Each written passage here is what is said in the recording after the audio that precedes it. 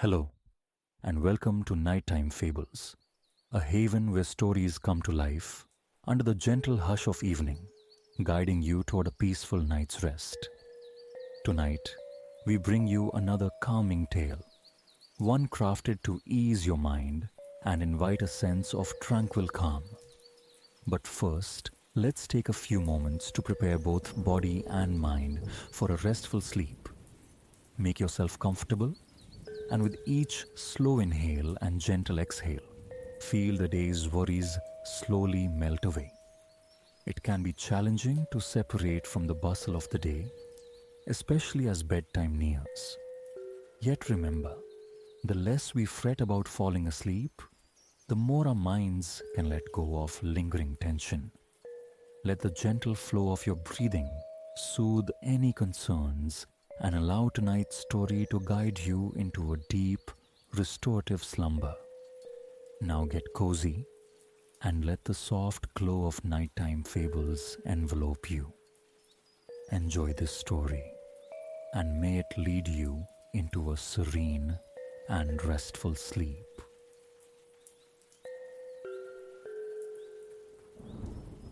Wood smoke perfumes the air, an elemental scent weaving alchemically with notes of cacao and roasted coffee, conjuring perfection as snowflakes drift beyond the glass. You cradle a ceramic warmth between your palms, the heat from the hot chocolate seeping into your skin, a welcome tide flowing through you. Lifting the mug, you inhale its sweet breath, laced with the faintest whisper of mint. Here you sit, enveloped by a timber-framed haven in the far reaches of Finland. Within that distinct region known as Sapmi, Lapland to some, a land cloaked in snow for more than half the turning year.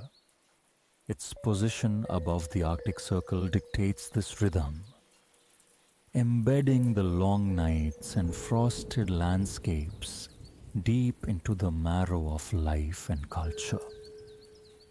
The cafe itself echoes tradition, less log cabin, more triangular sanctuary, centered around a substantial stone fire pit radiating heat.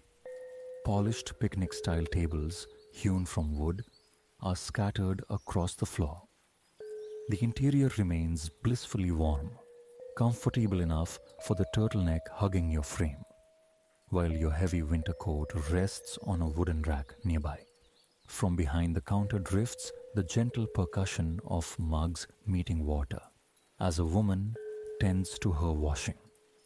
Around you, a quiet murmur of voices, locals and fellow travelers drawn to this wondrous Finnish expanse, blends English with Finnish, threads of Russian and Spanish weaving through the tapestry of sound. Low-slung yellow lights, suspended from metal fixtures distributed evenly overhead, cast an earthy, intimate glow. Outside, twilight already deepens. Daylight is a fleeting visitor here, yet vestiges of color streak the sky as your gaze drifts over the frost-kissed panorama. Fresh snow descends with an almost deliberate slowness, adding to the thick quilt blanketing the earth. In the near distance, the shapes of other village shops and dwellings emerge, including the very cabin promising slumber later tonight. Each structure emits the same soft, amber-hued light, painting luminous pools against the vast white canvas. Snow-laden trees stand like silent sentinels throughout the village. The scene possesses an ethereal quality, compelling you to capture its transient beauty. Unzipping your backpack, fingers rummage past the textures of gloves, a journal finally brushing against the smooth, cold forms of ice skates nestled securely at the bottom. You trace a lace, a flicker of excitement for the hours ahead igniting within. Soon, Your phone surfaces, cool against your skin. The camera app awakens and you angle yourself towards the window pane.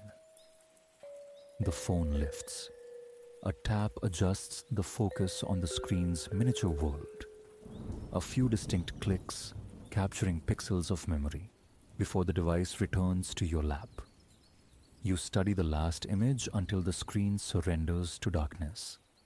With purpose, the phone is switched off. Return to the backpack's embrace. The zipper's rasp harmonizes briefly with the nearby hearth's contented crackle. Your attention returns to the table, to the ceramic vessel now lighter in your grasp. You lift it, breathing in the lingering aroma before taking a thoughtful sip. For a while, you simply hold the comforting warmth, drinking intermittently, absorbing the dual vistas, the cozy refuge within, the silent spectacle without. Presently, the mug stands empty. Setting it down on the smooth wood, you gather your pack and slide off the bench. A smile and a wave acknowledge the server as you retrieve your coat from its peg. You approach the curved wooden door leading to a small, sheltered porch. Reaching for the handle, the bite of winter announces itself, a momentary chill washing over you as the door swings open.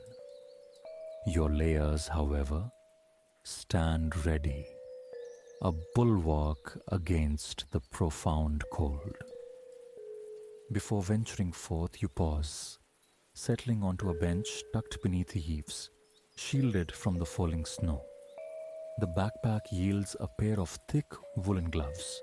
You draw them on, one hand, then the other, meticulously adjusting each finger until the fit is perfectly snug. Now, a silent thought confirms. You are ready.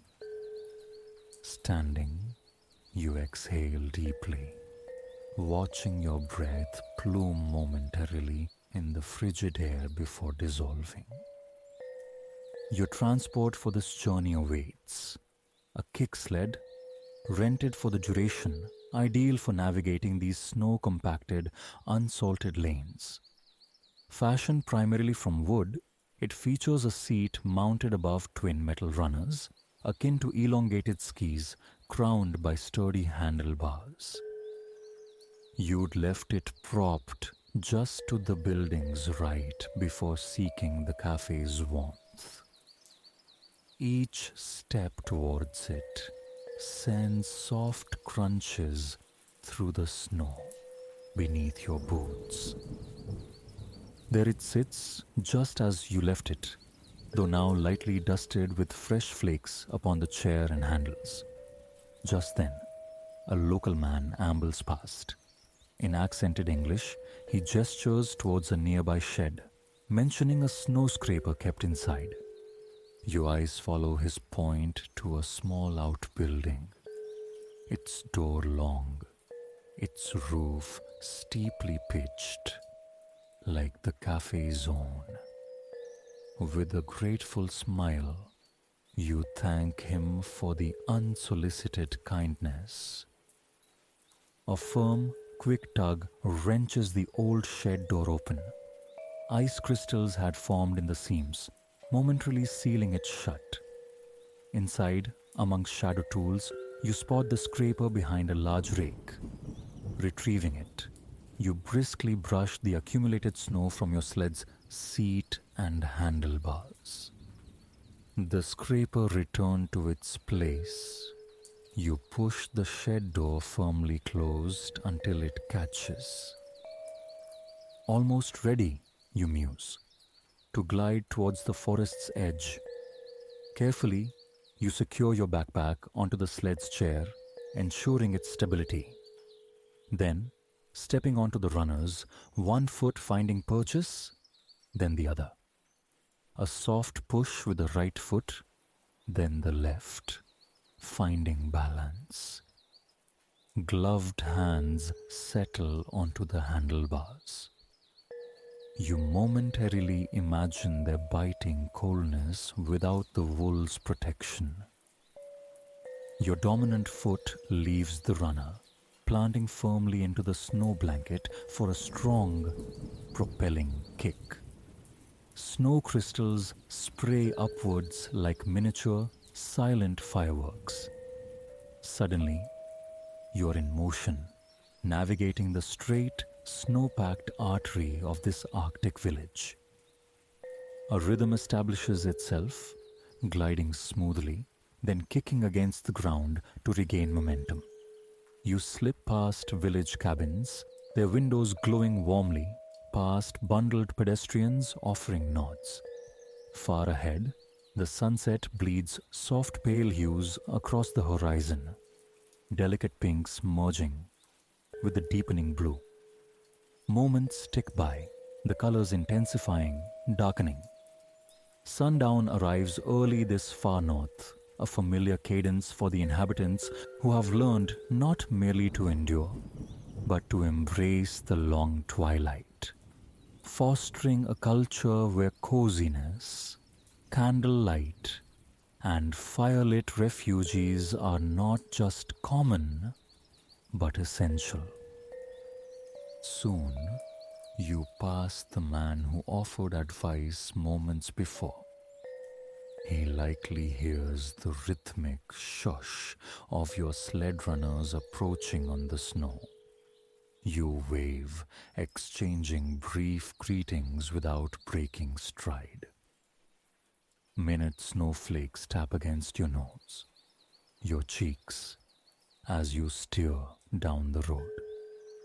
A profound sense of rightness settles over you, a feeling of belonging.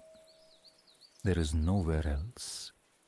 You feel with certainty, kicking out again, you would rather be. A trio of children streaks past on their own kick sleds, their passage stirring a brief vortex of cold air.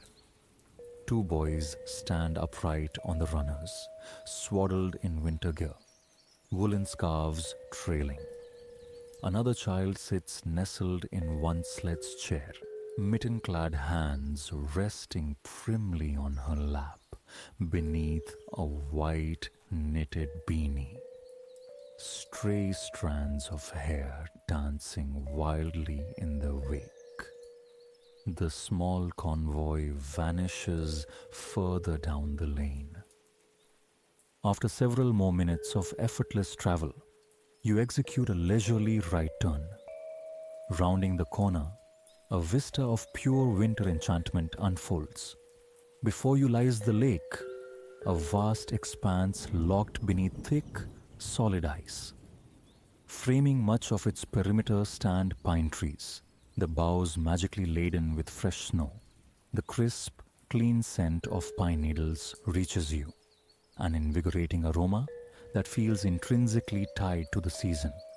A blend, you feel, of peppermint coolness, evergreen sharpness, and the warmth of unseen spices. The sun has now almost entirely dipped below the horizon. Stars begin to prick the darkening indigo canvas above. Responding to the encroaching night, a few scattered lampposts flicker to life with faint, audible clicks. It looks utterly perfect for skating. Drawing closer, you glide to a halt near the lake's edge, a small sigh escaping after the pleasant exertion. You pause, drinking in the scene, the snow-dusted pines meeting the frozen water, the blissful, encompassing white. A sturdy-looking log, half buried in the snowdrift near the bank, catches your attention, its dark bark a stark contrast to the pale surroundings. You maneuver your sled alongside it, pressing the runners firmly into the snow to anchor it. Glancing down at your hands, you use your left to gently pull the fingertips of your right glove, sliding it off and tucking it into your coat pocket. Repeating the motion for the left glove, you feel the soft wool yield against your bare skin. Bending, you unzip the backpack once more, shifting contents aside until your ice skates emerge. They clink and bump together as you lift them free. Protective covers sheath the blades. You carefully pull these off each skate, the chill of the metal sharp against your ungloved hands. The covers drop into the open bag. Your feet are currently snug within insulated snow boots, faithful protectors against the pervasive cold, making you almost reluctant to remove them. Nevertheless, nudging the backpack aside, you take a seat on the kick-sled's chair. Propping your right foot on the nearby log brings your boot closer. You unfasten the laces, slide your foot out, feeling the plush fleece lining give way. The boot lands softly on the snow. Your foot slips into the waiting ice skate. Wrapping the laces firmly around your hands, you pull taut, securing the skate snugly. A sturdy double knot follows. Wiggling your foot confirms the fit is precise. Bringing your right foot down, you swiftly repeat the entire process with the left. Both skates now laced tight. A fluttering sensation, like tiny wings, stirs in your stomach. The moment has arrived. Before rising, however, you retrieve your gloves from their temporary pocket refuge, easing them back onto your hands. Instantly, your skin warms, reclaiming its cozy equilibrium. Now you are firm silently, truly ready. Standing, you take a few tentative steps towards the frozen expanse, the snow crunching uniquely beneath the skate blades. Then, you are on the ice. Your body remembers, moving with an almost instinctive grace. It's been some time, yet the muscle memory awakens effortlessly. Soon, you're tracing fluid patterns across the lake, performing an impromptu ballet. The blades hiss and carve, a crisp, satisfying sound against the immense thickness of the ice. Joy bubbles up, pure and carefree.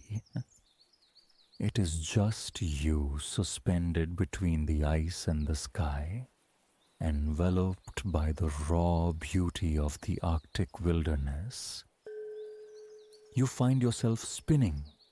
Slow circles at first, then faster, a dizzying expression of delight. A smile spreads across your face, a soft chuckle escaping as you tilt your head back to the heavens. Awash with gratitude for this singular moment, this precious life. As you gaze upward, a large, perfectly formed snowflake lands gently on the tip of your nose, provoking another ripple of laughter. This day, you feel, could hold no more perfection. Onward you skate, surrendering to the exhilarating sense of freedom. Playfully, you experiment with forgotten skills. A sharp turn, a transition to skating backward. It takes a moment to find the rhythm, but soon it feels entirely natural. Hips swaying gently as you zigzag in reverse across the glassy surface.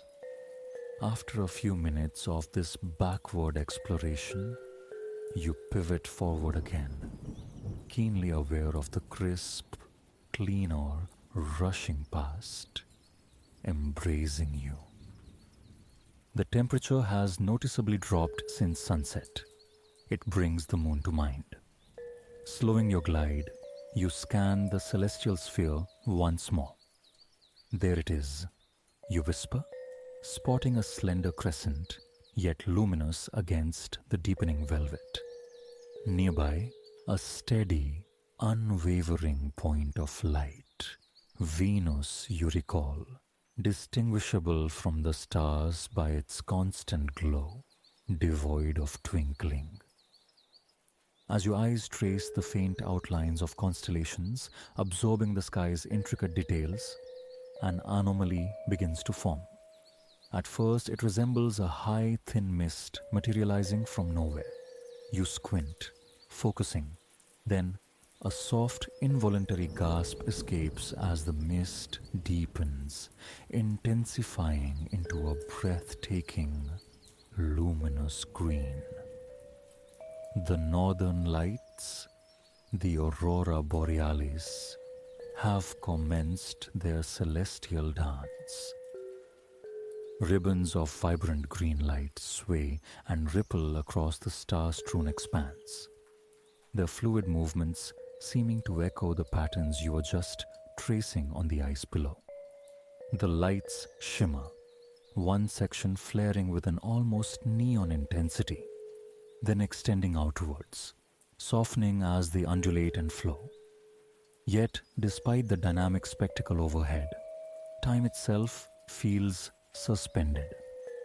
You're unsure if you're still moving on the ice or standing utterly transfixed.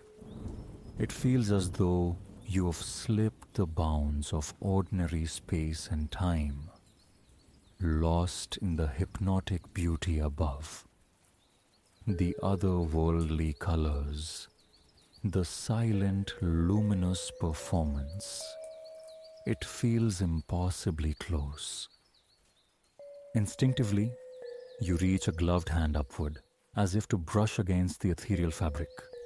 And then, in a fleeting final flourish, the lights pulse brightly once more, before fading, drawing closed like celestial curtains at a performance's end.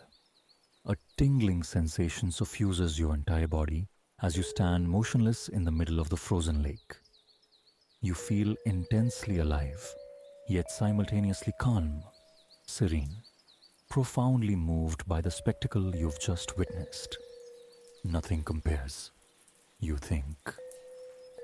You are so utterly grateful to be here now on this flawless day. Slowly, deliberately, you glide around the lake one last time, your mind replaying the natural marvel.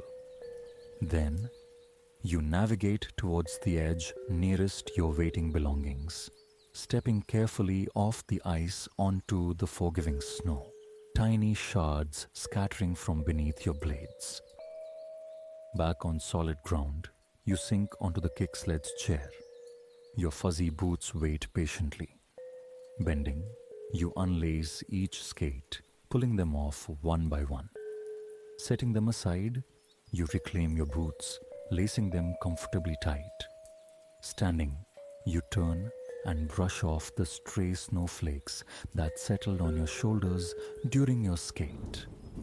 Picking up the skates, you feel their surprising weight in one hand, while the other fishes the protective blade covers from your bag. You gently press the covers onto each blade before placing the skates back into the backpack, letting out a sigh of deep contentment. The bag is zipped shut one final time. Now, you pull the kick sled back onto the main path, preparing for the short return glide to the village center. Back on the runners, you push off, speeding along the snow-covered track. Some villagers and visitors are still out, savoring the crisp evening air. You notice they all seem to possess a similar, quiet glow about them. You imagine your own face reflects the same inner light. As you sled past a small group, snippets of their conversation reach you. They're excitedly discussing the northern lights. A private smile touches your lips, thinking of the uniquely intimate view you were granted from the secluded lake. Soon, Your cabin comes into view. You guide the sled to a stop beside a few others already parked there. No need for locks or tethers. Trust is implicit here. A couple of shallow steps lead up to the cabin door. You softly kick the toes of your boots against the riser of each step, dislodging clumps of packed snow. Reaching the entrance, you scrape your soles vigorously against the snowflake patterned doormat before turning the knob and stepping inside. The small cabin opens into a common area where a few guests can congregate around a welcoming fireplace. Your eyes are drawn to the crackling flames, where a couple sits close together, holding steaming mugs. Vapor curls upwards as the woman takes a sip. As the door clicks shut behind you, she glances your way, offering a warm smile before her gaze returns to the mesmerizing fire. Heading down a short hallway, the wooden floorboards creak companionably beneath your weight. Presently, you arrive at your room. It's a cozy bedroom, dominated by a large bed dressed in thick quilts, the decor simple and rustic. In one corner stands a small potted pine tree, its subtle fragrance perfuming the air. You slip off your boots near the door and flick on a string of delicate fairy lights affixed to the wall beside the bed. They instantly create a soft, inviting ambiance. Opposite the bed, a window looks out onto the night. You cross the room and pull back the heavy curtains. Closing your eyes for a brief, hopeful moment, you then gaze out at the sculpted mounds of snow below. And finally, up towards the clear, star-saturated sky. With a contented yawn, you begin your preparations for sleep. Soon, you are pulling back the luxuriously soft blankets, slipping between the cool sheets, one leg at a time. You plump the pillows behind you, then lean across to the bedside table to switch off the fairy lights. And then, as if summoned by the darkness, you see them again through your window pane. The northern lights, luminous greens swirl with soft, milky whites against the black canvas. The lights move with a slow, languid grace, as though dancing and humming a silent lullaby. Time drifts. The celestial glow shimmers high above. Before you realize it, your eyelids grow heavy, resisting the effort to stay open. You blink slowly, softly, surrendering as you drift into a deep, restful slumber. Your dreams already weaving themselves from the magic of Arctic Finland and the dazzling, unforgettable Aurora Borealis. Conjure the scene. A watermill of venerable red brick, its origins traced to the 18th century. A slender chimney rising beside it, like a thoughtful finger. It presides over a pool whose surface mirrors the sky with placid perfection. This is Ashbrook. Here our sojourn commences. You find yourself upon a pavement of grey concrete, the mill standing sentinel before you. Its narrow flue ascends, and the adjacent pool remains a mirror of quietude. Today promises a serene ramble through this slice of the Midlands. It was here Elias Thorne passed his youth, this very earth breathing inspiration into fragments of his children's story. the halfling's quest, and later, his monumental fantasy cycle, the Sovereign Stone. These narratives, unfolding within the breathtaking imagined realm of Ethelgard, have struck a chord deep within countless souls. Small wonder. The Sovereign Stone ranks among the most cherished book cycles ever conceived. Our walk begins at this mill, nestled in the verdant suburb of Oakhaven, southeast of the city's heart. From Ashbrook Mill, the path leads past Thorne's former childhood dwelling on Verdant Way. Then, venturing further south, you'll uncover the bewitching Alderfin Mire, the very stage for Thorne's boyhood escapades. Ultimately, your pilgrimage concludes with a stroll across the sublime meadows of the Greenway Country Park. For now, a steady current of traffic flows on the road behind, a ceaseless, low thrum emanating from engines. Each passing vehicle trails a light caress of wind, cool against your skin. Thoughts drift through your mind, ephemeral as these cars. They cause no disturbance, no distraction. They merely glide by. You are clad in light, comfortable attire, a soft jumper knotted securely at your waist. Your sole possession is a small rucksack holding essentials and a flask of water.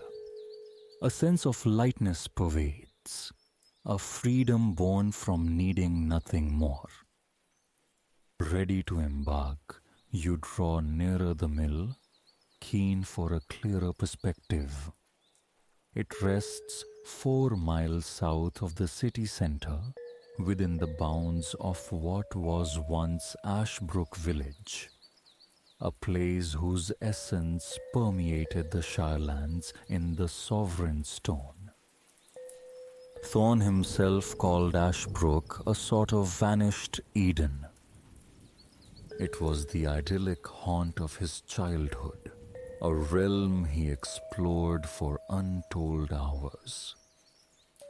On this crystalline, sun-drenched day, the mill radiating picturesque charm, the sentiment resonates deeply. If the halfling's quest is known to you, the mill might stir recognition. The book contains allusions to its protagonist, Pipkin Greenfoot, journeying past the mill in Halfling Hollow. Today, Ashbrook Mill serves as a museum, housing a permanent Thorne exhibit. Legend holds that Thorne and his brother, playing nearby, were once chased off by the miller's son. They dubbed the boy the Pale Phantom, owing to the flower dusting him from his labors. These encounters arguably seeded the creation of Silas Chalk, a character in Thorne's tales, also a miller's offspring. In sculpting the magical geography of Ethelgard, Thorne drew from the people and places encircling him. Ashbrook Mill and its environs are embraced by a fence of pale wood. Immediately beyond lies a thick tapestry of dark green shrubs and trees. Through apertures in the leaves, the outline of the red brick mill emerges, crowned by its pointed crimson roof. A tall chimney looms behind it. In the brilliant sunlight, the building and its verdant halo cast a reflection upon the crystal mill pond, subtly warped by faint, glistening ripples. The pond is a known sanctuary for wildlife. Egrets, teal, and water hens are frequent callers. In the distance, a dark avian shape lingers near the water's edge. You approach the fence, peering through the gaps for a closer inspection. The bird's vivid red and yellow beak immediately captures your gaze. Its body is cloaked in ruffled black plumage accented with white, its legs and feet a startling lime green. A water hen, surely. You observe as it edges towards the pond, slowly setting itself afloat upon the surface. It appears utterly peaceful, untroubled, bobbing contentedly with each gentle undulation. The water hen emits a high, sharp chirp of satisfaction. You watch it glide, swift as a water skier, across the pond towards the mill. Reaching a small grass-topped platform, it uses its wings for a final push upward, then settles to rest beside the old structure. Witnessing the water hen's calm repose induces a similar relaxation within you. You absorb the delightful tableau of mill and pond one final time, briefly closing your eyes to imprint it on your memory. A deep breath draws fresh air into your lungs. You exhale with a contented sigh. Turning leftward, you commence walking towards your next point of interest, Thorn's childhood home. Settling into a steady, comfortable rhythm, you move onward. High above, against the canvas of immaculate blue sky, a bird beats its wings, traveling in your direction. Could it be the water hen, you muse, accompanying you on your way? The thought brings a smile. Not long after leaving the mill's presence, you arrive at a busy roundabout. Patience rewards you after a minute or two, with a gap in the traffic. Crossing safely, you turn right onto Worden Way. Anticipation quickens your step, knowing your destination is near. A fellow walker approaches from the opposite direction. You exchange smiles and nods in passing. Soon, you stand before 264 Verdant Way, or Seven Springs, as it was then known. Thorne's family relocated here in 1896 when he was but 4. It was his first home in this city, now one of the area's oldest surviving houses. You pause, absorbing its details. The mock Tudor dwelling fronts a row of similar homes. A charming front garden features a wide stone path flanked by pleasing patches of green lawn. The upper story of the winsome two-level building is painted white, accented with dark timber strips lending character. Exposed brickwork defines the ground floor, punctuated by a white-framed bay window. The house possesses a slightly irregular silhouette, with a pointed roof and a section projecting forward, sheltering the sturdy green front door. Like its neighbors, the property is enclosed by a low wooden fence and gate. You ponder how many times Thorne must have passed through that very gate, that green door. During Thorne's residency, this area was entirely rural. He described his time here as the happiest period of his childhood. As sunlight bathes the houses, casting shadows that embrace them, you try to envision it as it was in Thorne's era. A sense of vicarious happiness fills you, imagining those idyllic youthful days. Before Thorne's house, a strip of green grass runs parallel to the pavement. At its center stands a tree, its leaves glinting like emeralds in the sun. The crowns of larger trees are visible beyond the rooftops, swaying gently. You grasp why Thorne cherished Verdant Way.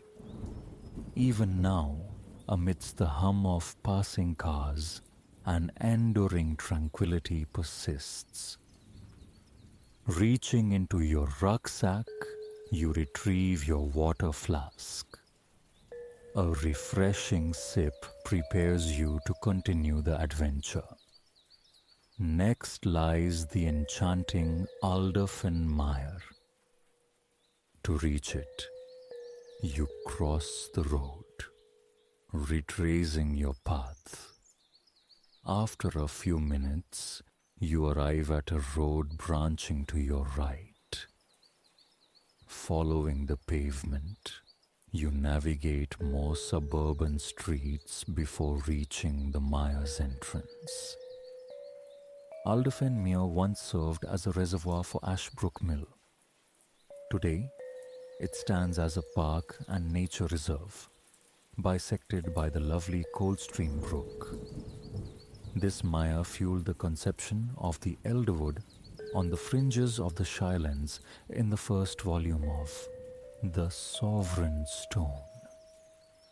Thorne depicted the elderwood as ancient, a relic of vast, forgotten forests, a description perfectly suited to this woodland. Twin clusters of centuries-old trees guard the Maya's entrance on either side. They exhibit a remarkable diversity in size, shape, and texture. Some stand straight and tall, others are contorted, leaning. Bark textures range from smooth to rough and gnarled. You draw closer to these arboreal sentinels. The deep, intriguing fissures etched into their bark testify to their great age. Leaves upon the branches perform a delicate ballet as a light, warm breeze whispers past, creating a wonderful susurrus. Breathing in, you note the pleasant, earthy aroma intensifying as you step into the Maya proper. The park remains largely unchanged from Thorne's time, save for the addition of a pale wooden walkway snaking off in various directions amongst the trees. Stepping onto it, you reflect on what a superb playground this must have been for Thorne's youthful explorations. Further along, you spy two children clad in rubber boots paddling in the brook, much as Thorne and his brother might have done. One child sends droplets flying with a small splash of her left foot. She laughs, stomping again, water sloshing over her boots. You smile at their evident joy before proceeding along the walkway. The impact of your shoes on the wooden planks produces a satisfying clop-clop rhythm. You focus on this sound as you walk, finding it calming, grounding. Presently, you encounter another group of children engaged in climbing the more twisted, accommodating trees. A boy, perhaps 8 or 9, successfully gains a sturdy branch, beaming with pride at his accomplishment. The Maya truly is a natural adventure park. Once more, you appreciate its allure for the young Thorne. You continue following the meandering path. Some sections remain muddy and damp, shaded from the sun's penetration through the dense canopy. Navigating the mud carefully, the sound of your footsteps transforms from a crisp clop to a soft squelch. Just ahead and to your left, a set of wooden steps ascends to a decked viewpoint. Eager for a different perspective, you head towards them and begin to climb. With each step, you rise closer to the ancient treetops. The sun's warmth intensifies here, pouring through gaps in the foliage.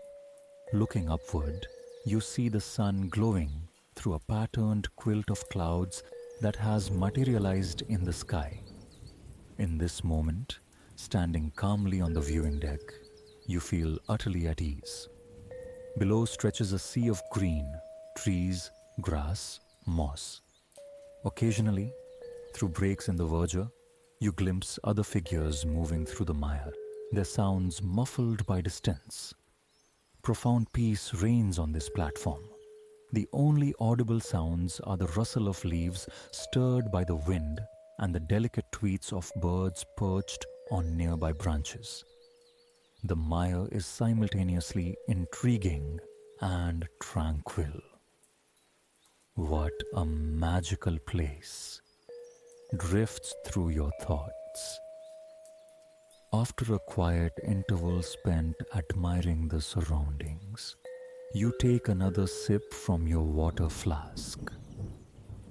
Refreshed and ready to proceed, you descend the steps back onto the wooden walkway. Following the path leftward, you arrive at a gate flanked by trees. Passing through and securing it carefully behind you, you find yourself once more on a pavement beside a busy road. The sudden return of traffic sounds feels momentarily strange. Yet the resumption of this gentle background hum proves strangely soothing. Again you become aware of thoughts passing like the vehicles. You know quietude awaits shortly in the Greenway Country Park. For now, you turn left, maintaining a steady pace along the pavement. The cloud blanket has dispersed and the sun lavishes warmth upon your skin. A welcome sensation after the shaded coolness of the trees. Scarcely a breeze stirs. The temperature is perfect for walking. Lost in the adventure, you've shed all awareness of time. But there's no urgency today. You relish the freedom to linger. At the roundabout, you turn left again, continuing along the pavement, keenly observant of your surroundings. Small birds dart in and out of the bordering bushes in what seems a choreographed display. A dog walker passes, their fluffy charge pausing to investigate scents beneath the shrubs. You offer a smile to both before moving on. You walk onward until a familiar landmark comes into view. To your left stands Ashbrook Mill, the starting point of this wondrous exploration. This time, however, you walk past it, turning left through the car park. As you traverse the parking area, you notice a pale wooden sign beside an opening. The words are initially indistinct, but as you approach, they resolve. Welcome to the Greenway Country Park. A sense of accomplishment washes over you. Having reached the final destination in this journey through Thorne's remarkable world. The park received its name in 2005, acknowledging Thorne's deep ties to the locale. It's a nature reserve tracing the beautiful valley of the serene River Cole for roughly 4 miles, encompassing wetlands, grasslands, woodlands and heath, all teeming with wildlife. Much like the mill pond, egrets, teal and waterhens are common sights. With luck, one might even glimpse a kingfisher diving for its meal. Entering the park, you hear the laughter of playing children and the gentle murmur of the river. A vast expanse of lush green field stretches before you, extending into the distance. A straight golden path cuts through the field's center, running parallel to the river. Vibrant pink, purple and yellow wildflowers are mirrored on the water surface, which glitters under the sun. Just as Thorne described the Shylands in his books, this park is arrestingly beautiful, idyllic. It isn't merely the river and path that command attention. Along the field's left edge stands a wall of trees, a natural bastion separating the park from the world beyond. These trees offer shade yet permit sufficient light and warmth to filter through the gaps. The area beneath them looks deeply inviting, an ideal spot to pause and rest. With this notion, a yawn escapes you. Stretching your arms, you realize a pleasant fatigue from the day's exertions. Perhaps you concede. It is time for repose. Stepping onto the sponge-like grass, you make your way towards the trees, slip off your rucksack, and sit. Untying the jumper from your waist, you fold it into a makeshift pillow on the ground. You recline, resting your head upon the soft fabric, allowing your arms and legs to fall into loose, relaxed abandon. Your limbs sink into the yielding grass. The earth accepts your weight. Above, patches of blue sky peek through the leafy canopy. Warm sunlight kisses your skin. Few clouds drift overhead. Your eyes grow heavy, lids drooping with pleasant weariness. You blink, striving to remain awake, to absorb the blissful atmosphere. But soon, the effort becomes too great. Your eyelids gently close. You attune yourself to the symphony of sounds around you. The faint chime of children's laughter, the soft rush of the river, the rustle of leaves stirred by the breeze, the sweet counterpoint of birdsong. These sounds deepen your relaxation as your mind begins to drift, to dream. You inhale deeply, exhaling with a sigh of profound satisfaction. You reflect upon the extraordinary journey undertaken today. The stunning reflection of the mill in the pond near the walk's beginning. The water hen observed at the water's edge. You recall Thorn's childhood home, the daydreams it inspired of a life lived within its walls. Then, the vivid memory surfaces of the peace experienced on the viewpoint in Alderfen Mire. But which part, you ponder idly, was the favorite?